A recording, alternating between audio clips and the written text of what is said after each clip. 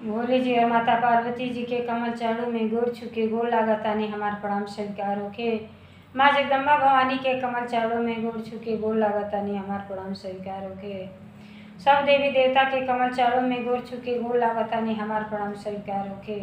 नीलम दीदी और हरिंदर भैया के कमल चरणों में गोर छुके गोर लागतानी हमार प्रणाम स्वीकार होके। सब गुरु भाई बहना के कमल चरणों में गोर चुके गोर लागतानी हमार प्रणाम स्वीकार होके। आशीर्वाद की चाहना बा। देखिए मनुष्य के शरीर 84 लाख जोनि के बाद मिलला।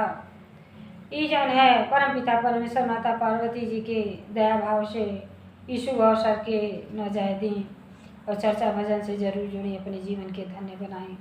आज हम आप लोगन के बहुत ही सुंदर भोले जी की चर्चा एक कहानी के माध्यम से सुनाए जाते हैं कि कर्म के फल हमार जैसन कर्म रहेला वैसन हमके जौन भोगे के धरती पर मिलेला। तो हम एक जौन है एक शिष्या बहन बाटी भोले जी के परम भक्त बाटी। बहुते भक्ति भाव करेली भोले जी के दया भाव से उनके कौन चीज़ के कमी ना रहेला। तो देखिए भोले जी कैसे उनके जीवन में आके दर्शन देले बानी, उनका सेवा भाव कैले बाटी। तो भोले जी उनके वरदान देले बानी। तो वरदान में का मंगले बाड़ी आज है कथा के पूरा सुनब तो आप सुन के बहुत कुछ ज्ञान सीखे के मिले। चर्चा भोजन से तो ज्ञान मिलेला, कहानी तो एक जरिया है सीख करते।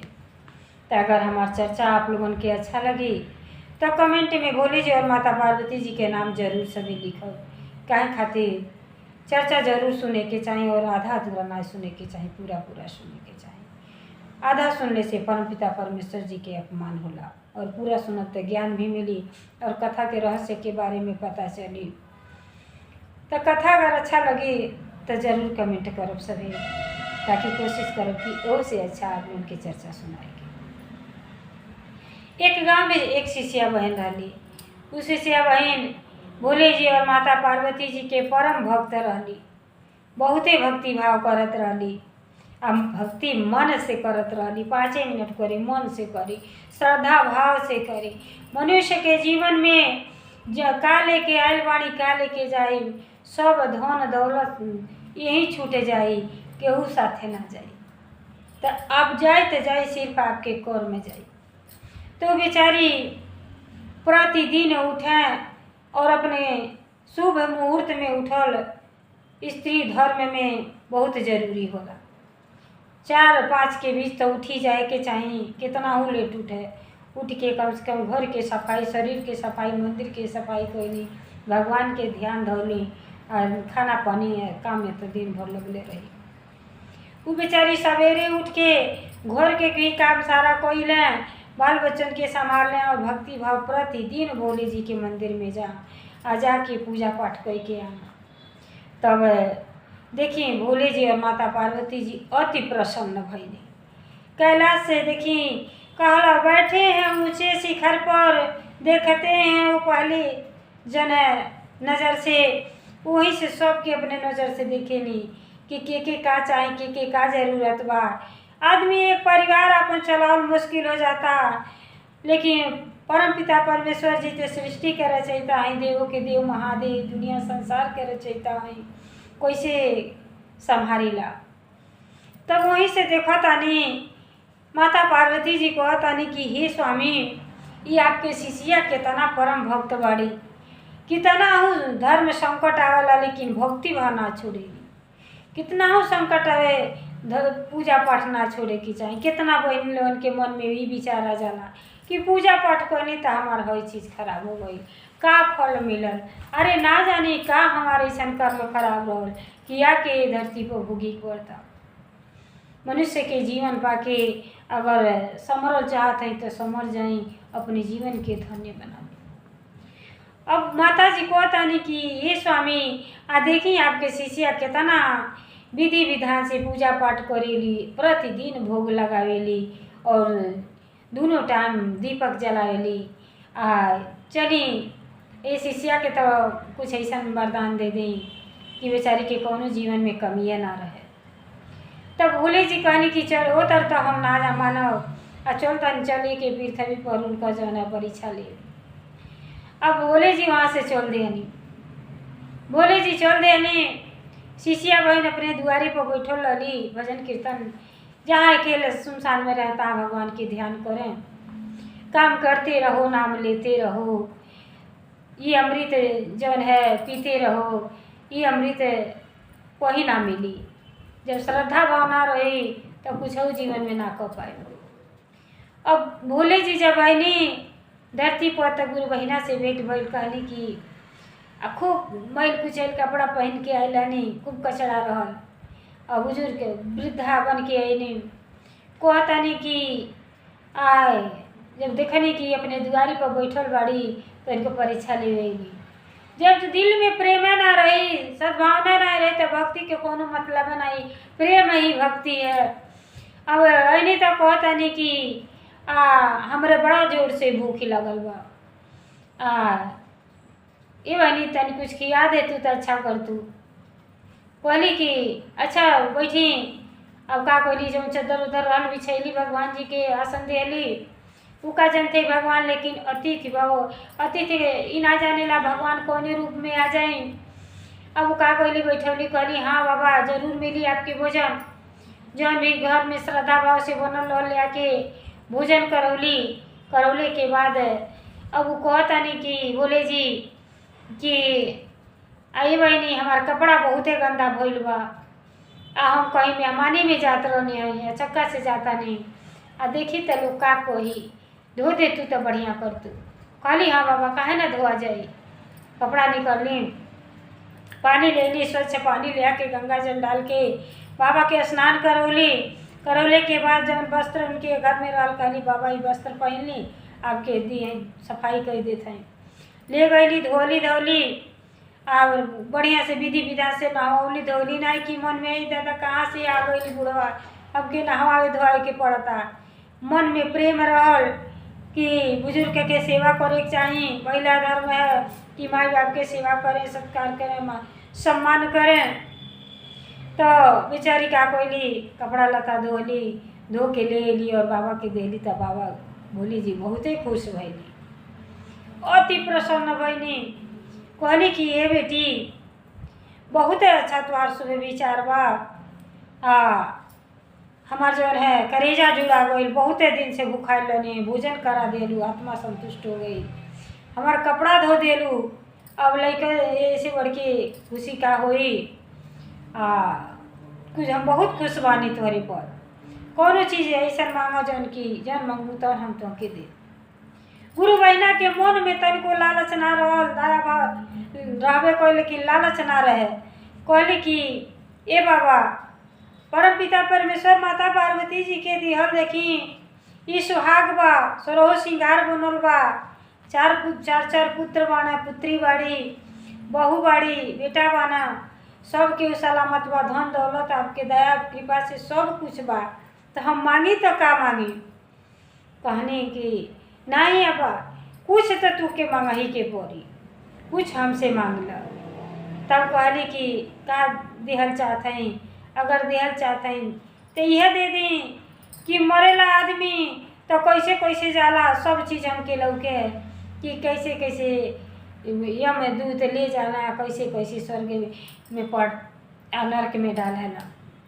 अब भोले जी कहनी कि बेटी गुप्त बातें रखियो, केहू से बताइयो ना, जहिया ये बात बता देबू तो तू पत्थर बन जाइबू। अपने पतियों से ना बताइयो कि जैसे तुम्हारे सामने जे भी मरी अब जैसे जैसे जाई सब तो के लौकी।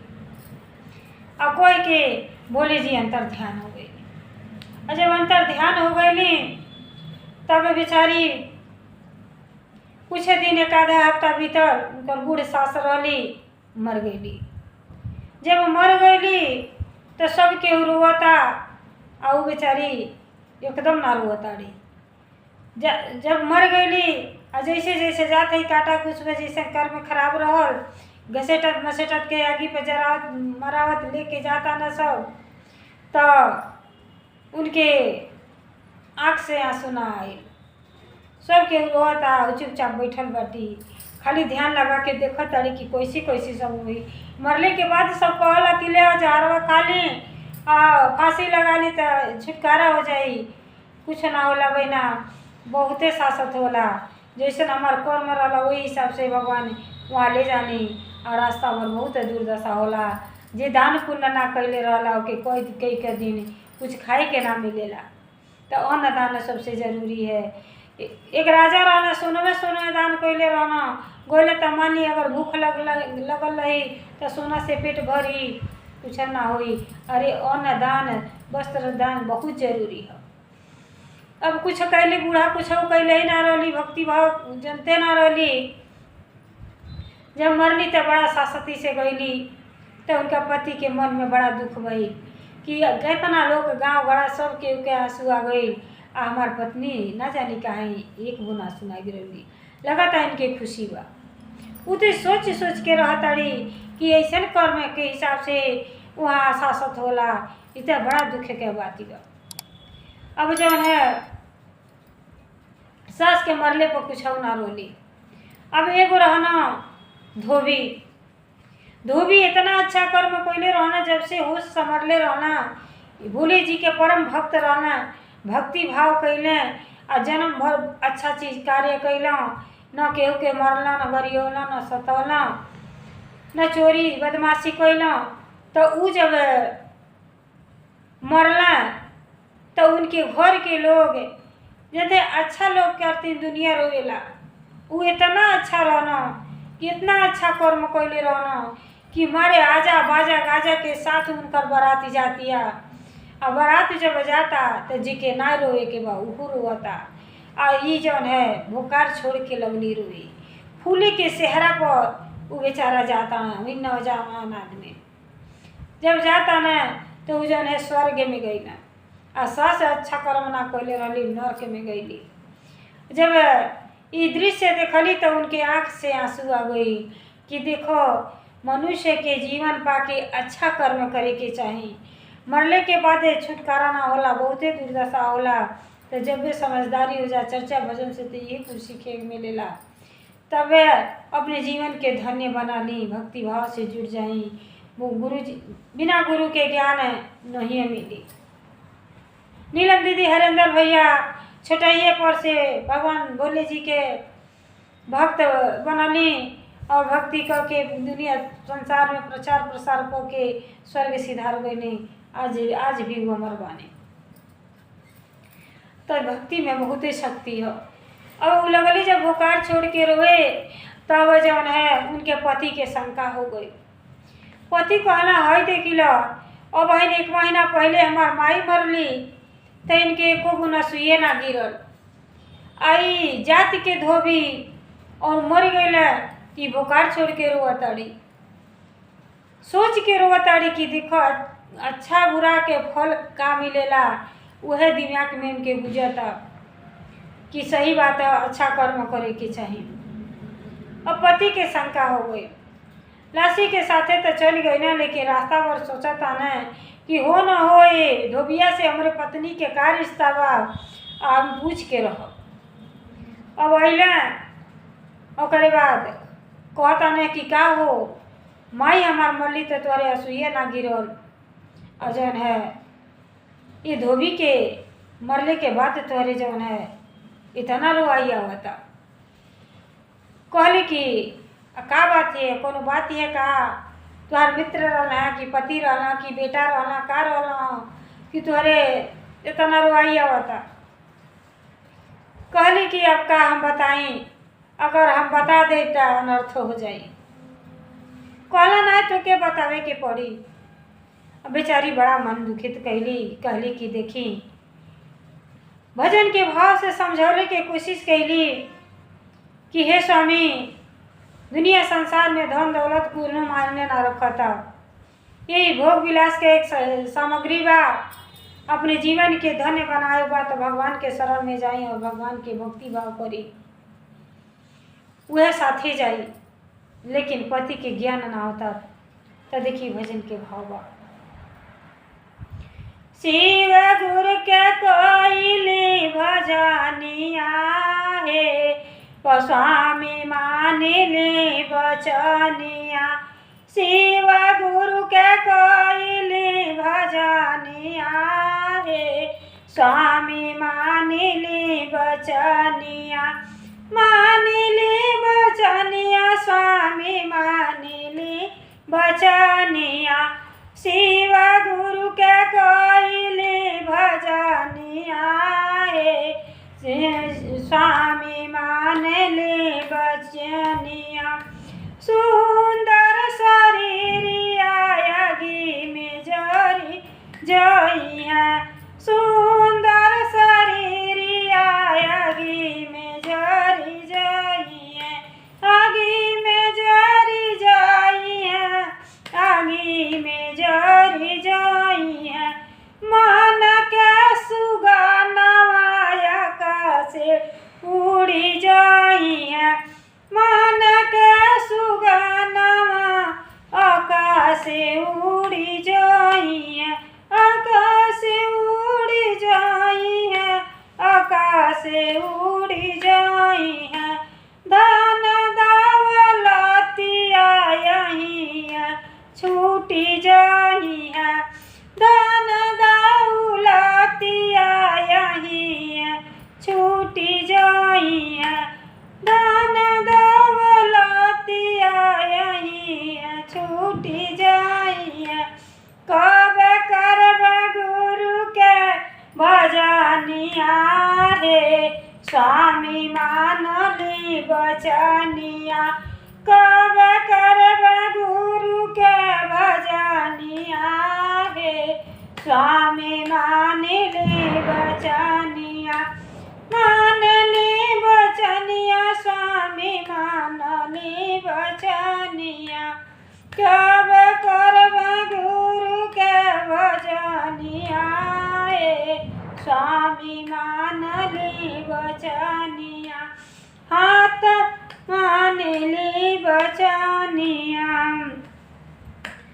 कब करब गुरु के भजनिया स्वामी मानली बचनिया हाथ ही माली रही जइबे कोइली गुरु के भजनिया हाथ मलिया रही जइबे कोइली गुरु के भजनिया बुद्धि को काम नहीं आई है कोइली गुरु के भजनिया बुद्धि को काम नहीं आई है हो कोइली गुरु के भजनिया गुरु के भजनिया हो गुरु के भजनिया शिव गुरु के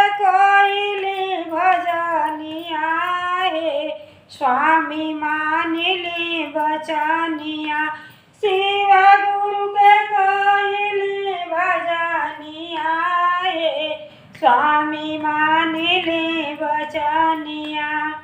तो देखिए गुरु भाई बहना भजन कीर्तन से तो आनंद ही आनंद है आ जाला बहुत लाख समझौले की कोशिश करा ताड़ी कि एहू से हमारे पति के दिमाग बदल जाई कि भक्ति में कितना शक्ति बा और जौन है हमार केहू से कोनो नाता नहीं खे ई जौन है संतान जौन पैदा कइले बानी कर्म बा कर्म करतानी बहू बेटा पति बेटा केहू के कुछ केहू ना सब कुछ छोड़ के चल जाए जाए धन दौलत भेजन है जाई तो चाहिए साथे सिर्फ अपन कर्म जाई और वही कर्म के सोच के हम रोतानी कि सास के कर्म कितना खराब रहल कि सास के नरक में गईली जौन है तेल जलते तेल के कढ़ाई में सब ले जाके डाल दिया ना आ इतना अच्छा कर्म वो छोट जाति धोबी के इतना अच्छा कर्म कोइले रहना कि यहूँ फूले के सेहरा आजा बाजा गाजा के साथ जाता नहीं जौन है शिव जी के दूत आयल बना फूले के सेहरा पर लेके और कहार लेके जाता है स्वर्ग में कोई बना तो यही सोच के रोवत आड़ी लेकिन पति के विचार गलत बा तो गलत भावना सोच रहल बाना कहता ना कि जब तक सच्चाई ना बतेबू तब तक हम जौन है अन्न और जल ग्रहण ना करब आ नहीं तो तू घर में से निकल जा तू को लक्षणी बाड़ू तू अच्छा नहीं खू तुम्हार स्वभाव ठीक है नहीं खो पत्नी का कुछ सहेली लेकिन पति के ज्ञान होखे के चाहिए और धांगिनी भोले जी माता पार्वती जी में कितना अपार प्रेम हो। तो केहू माने चाहे ना माने, भगवान के शरण में गईले सुख शांति है मिलेला। बेचारी बड़ा दुख में पड़ी कि अगर कह देता नहीं तो जौन है पति के साथ छूट जाई। और कहले रहनी कि जब बता दे वो अपने पति से ये बात ही तो जो है तू पत्थर बन जेबू। आखिर पति ना मनल। जब 12 घंटा अन्न जल ग्रहण ना कैला तब पत्नी कहली कि अब जब आप नहीं मानता नहीं तो देखिए सच्चाई बतावे जाता है, लेकिन जब सच्चाई सुनो तो आपके होश उड़ जाई और फिर हमारा और आपका जो है नाता है वहीं टूट जाई, वहीं टूट जाई। तब वो ना मानता ना कि इशारा काफ़ी होला। जब ना मानना तो कहना कहली कि अब लिए बताइए देता नहीं, लगता हमारो जीवन यही समाप्त होके वाला बा। अब का कहली सारा बात बतौली कि देखी जौन है दुआरी पर बैठ के भजन कीर्तन करतनी और एक बाबा बूढ़ रूप में अली दम महा जलपा कहनी की भूखाइल बानी भोजन करैनी कपड़ा देनी धोनी तो कहनी की महादेव जी आयल हनी कहनी कि ऐसा कौनो वरदान मांगो। कहनी का वरदान मांगी, हमारे सब कुछ भरल बा आपके दया से, बेटा पतोही सास ससुर धन दौलत सब बा, कुछ बाबा ना चाही, कुछ ना चाही। हर मनुष्य के धर्म होला कि गरीबों के ऊपर से केहू अतिथि आगे लोग सेवा भाव करे, सास ससुर के सेवा भाव करे, माई बाप के सेवा भाव करे, अपने जीवन के धन्य बनावे। सेवा भाव कहनी तो कहनी कि तू कुछ न कुछ मांग लो। कहनी बाबा कुछ ना चाही, फिर भी कहने ना बिना कुछ दिले ना जाए। तब कहनी कि ठीक बा, ये बताएं कि मनुष्य के जीवन में मरेला आदमी कर्म का कर्म कैले रहेला जेकर खराब सदगति होला। तब जाके वो कहने कि जब केहू आज से केहू भी मरी तोहरे गाँव में ओकर लेखा जोखा तो के सब आँख से तो के दिखी। तो हमार सास जौन मरली तो जौन है वो नरक में गईली, सब केहू काटा कुछा पर यमराज के दूत गिरियावत लेके गई न। और जौन है धोबी जब मरला तो अच्छा कर्म कैले रहना तो फूले के सेहरा पर सुता के शिव जी के दूत लोग आयल बा ले गइल बा। तो यह सोच के हम रोए लगने हैं, हमार धोबी से कोनो रिश्ता नहीं के और अपने पति के चरण पकड़ लेली। लेकिन जनते बानी मेरा कितना सच बोली है, लेकिन मर्द जब के अंदर विश्वास ना रही, विश्वास से सबसे मूल्य जरिया होला। पति के मन में तो उल्टा ख्याल बैठ गई रहल और सारा सच्चाई बतौले के बाद कहली कि ये बतौले रहनी कि केहू से ये बात बताइए ना। अब जब पूछ ही देनी तो सच्चाई जाने ली। यही के नाते हमारे आँख में आंसू आ गई कि अच्छा कर्म कितना अच्छा कर्म कैले रहना, कितना बढ़िया से गई ना हो। तो हमन के मनुष्य के शरीर पाके अच्छा कर्म करे की चाहिए। इतना बात कह के पति के चरण पकड़ ली और पकड़ने के बाद जो है पत्थर हो गई, उनका जो है मृत्यु हो गई। अब लगना हाथ जोड़ के विनती करे कि हमसे वहाँ बड़ा भारी भूल हो गई, हमके हे बोले जी क्षमा कर दी, हम हट गई, हमारे पत्नी के साथ छूट गई, हमारे पत्नी के फिर से हमारे साथ दे। लगना महादेव से दया भाव मांगे, लेकिन जनता वानी वचन होला, वही पति पत्नी के रिश्ता टूट गई। तब जब वही दिन से हर चीज़ के त्याग कर दिया और उनका पति भगवान भोले जी में लीन हो गए, गुरु बना लिया और भक्ति भाव शुरू कर दिया करे लगना। करते करते तो सपना में भोले जी सपना देने कि चला वह पत्थर जो है अहिल्या हुई। एक दिन जो है तोहरे पत्नी के उद्धार हुई, जब राम जो है वन में जो तो उन्हीं के गोले से जब पत्थर टकराई तब वह तोहर जो है फिर स्त्री के रूप हो जाई। तो बहुत तपस्या कोई ना, बहुत तपस्या कोयले के बाद तो फिर अपनी पत्नी के पौले बाना। तो भक्ति में कितना शक्ति बा। तो देखिए अगर कथा हमारा आप लोगन के अच्छा लगल हुई तो कमेंट जरूर करना सभी। और जैसे उनके घर परिवार में भोले जी इतना जानकारी देने, ऐसे सबके ज्ञान दें, सबके परिवार की खुशहाल रखी। हर हर महादेव, घर घर महादेव, भोलेनाथ की जय, सच्चे दरबार की जय, 33 करोड़ देवता की जय। जय।